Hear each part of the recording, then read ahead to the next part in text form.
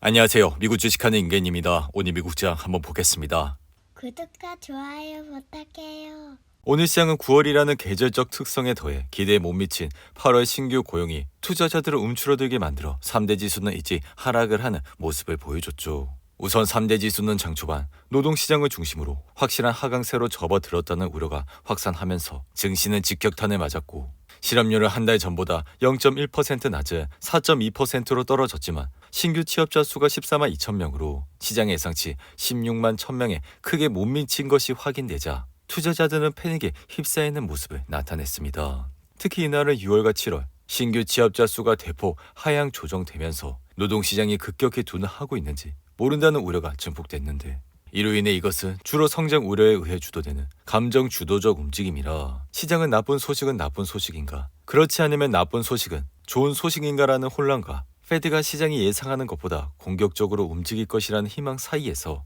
여전히 흔들리고 있는 상황이라 할 수 있죠. 이에 따라 지난 12개월 평균 신규 일자리 증가 수도 월별로는 20만 2천 명이라 이에 비해 최근 3개월 평균은 11만 6천 개로 줄어 6월 이전까지의 1년 평균이 22만 개였던 것을 감안한다면 고용시장은 포스트 팬데믹으로 인한 고속 증가세를 멈추고 평상시 혹은 그 이하의 수준으로 차츰 냉각되고 있는 것이 확인이 됐습니다. 하지만 이를 다른 각도에서 본다면 고용시장의 둔화세는 분명하지만 그렇다고 지난달 초에 제기된 급격한 경기 침체 논란은 다시 일으킬 수준의 침체 수준은 아니라 생각이 드는데 이에 사실 한 달에 10만 개 이상의 일자리가 증가하고 있다는 것은 아직까지도 기업들의 고용 수요가 적지 않다는 증거로 충분하며 이 같은 이유는 팬데믹 이전에 월간 고용 인원은 10만 개 이하로 떨어진 적도 부지기수였기 때문이라 할 수 있죠. 이런 맥락에서 실업률은 7월에 4.3%까지 올랐다가 4.2%로 떨어진 것은 아직까지 대기업들이 대량 해고에 나설 정도로 경기 부진이 찾아오지 않았다는 증거가 되며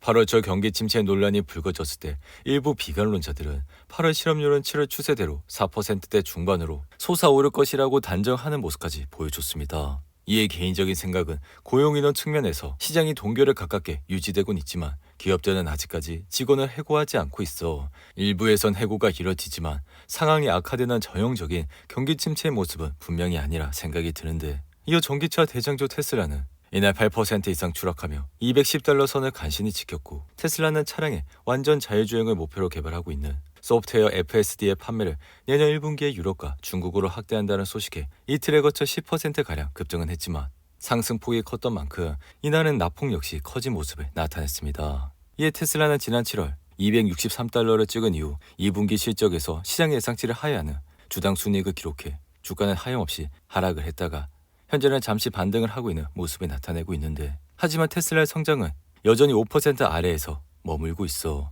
이러한 성장률은 2년 전 50%대 성장에 비해 너무 많이 내려온 상황이라 주가의 상승폭은 그만큼 줄어들 수밖에 없다 생각이 들며 여기에 주당 순이익 역시 여전히 하향 곡선을 타고 있어 주가는 흔들리는 모습을 나타내고 있죠. 이어 인공지능 대장 엔비디아는 이날 4% 하락해 $102로 거래를 마쳤고 장중 한텐 100.95달러까지 하락을 하며 $100 선을 위협하는 모습을 보여 장 초반 소폭 상승 출발했던 주가는 시장의 약세와 함께 하락세로 다시 돌아서는 모습을 나타냈습니다. 이에 따라 엔비디아는 지난 28일 실적 발표를 전후로 최근 2주간 주가는 20% 이상 급락했고 3조 달러를 넘었던 시가총액도 2조 5,200억 달러까지 내려왔는데 이로 인해 엔비디아 주가의 2주간 하락폭은 최근 2년간 거래 가운데 가장 크다 할 수 있으며 이 같은 말은 미국 경제의 건전성에 대한 불안감이 확산하고 AI 거품에 대한 불안감 역시 주요 주식들에 부담을 주고 있는 상황이라 할 수 있습니다. 한편 엔비디아는 지난 6월 18일 단 하루 동안 시가총액이 마이크로소프트와 애플을 앞지르며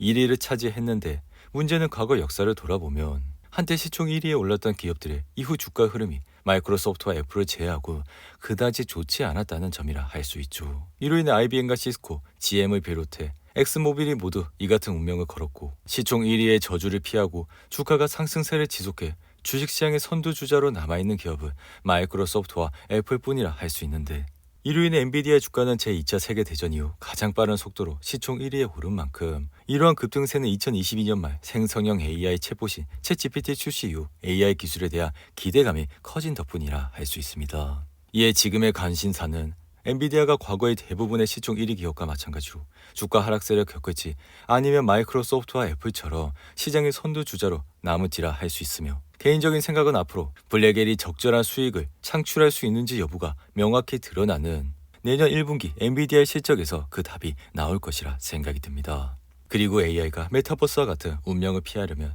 향후 1년 이내 기업들의 AI 채택 추세가 더 높은 수준으로 진전되어야 하며 AI 인프라 비용을 지불하려면 더 높은 수준으로 진전돼야 한다 생각이 드는데, 반면 반도체 기업 브로드컴은 시장 예상치를 밑도는 실적 전망으로 이날 주가는 10% 이상 급락해 137달러로 마감했고, 브로드컴의 매출은 130억 7천만 달러, 주당 순이익은 1.24달러를 기록해 시장의 예상치를 웃돌았지만 4분기 매출이 140억 달러를 예상한다 밝혀 시장의 예상치 140억 4천만 달러에 미치지 못해 주가는 큰 폭으로 하락을 하는 모습을 보여줬죠. 이에 따라 브로드컴 역시 지난 6월 182달러를 찍은 이후 지속적인 하락세를 거쳐 현재 주가까지 내려왔고, 심지어 이날은 거래량을 동반한 하락세를 보였기 때문에 이날이 바닥이라 생각을 하시고 투자를 하시는 것보다 다음 분기 실적을 확인을 하시고 투자를 하셔도 늦지 않다 생각이 드는데, 한편 지금 시장은 비농업 고용 데이터가 약하게 나오면서 주식시장은 조정으로 향하고 있고, 심지어 9월 중순과 말은 역사적으로 한 해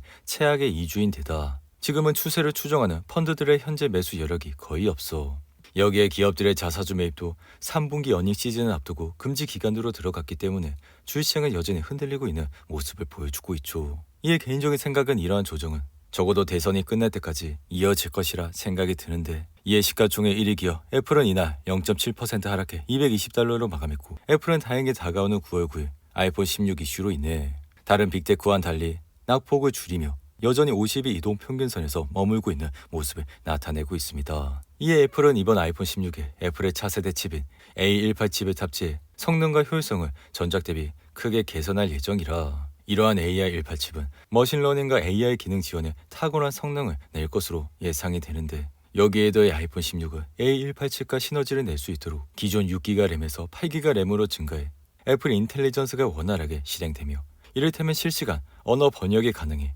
전작보다 음성인식 반응 속도가 훨씬 빨라질 것이라 생각이 듭니다. 이에 골드만삭스는 최근 보고서에서 애플은 아이폰 16 공개로 주가가 25% 가까이 뛸 수 있다는 전망까지 내놨는데, 한편 가상화폐 대장 비트코인은 미국의 고용 증가폭이 예상보다 적게 나오며 경제 성장 둔화에 대한 해석이 나와 5만 3천 달러대까지 떨어졌고, 이에 비트코인이 5만 5천 달러 아래로 내려간 것은 지난 7일 이후 약 한 달 만이라 할 수 있는데, 이어 대가 팔란티어는 장 마감 직후 S&P 500에 진입한다는 소식으로 현재 장외에서 7% 이상 상승을 하고 있고, 중국 전기차 회사 니오는 JP모건이 중립에서 과체중으로 상향 조정한 이후 이날 주가는 3% 이상 상승을 했는데, 반면 슈퍼마이크로 컴퓨터는 JP모건이 과체중에서 중립으로 하향 조정한 이후 주가는 6% 이상 하락했고, 소프트웨어 회사 UiPath는 시장 예상치를 상회하는 실적을 내놨음에도 이날 주가는 6% 이상 하락을 하는 모습을 보여줬죠. 반면 도쿄사인의 주가는 구독자 증가에 힘입어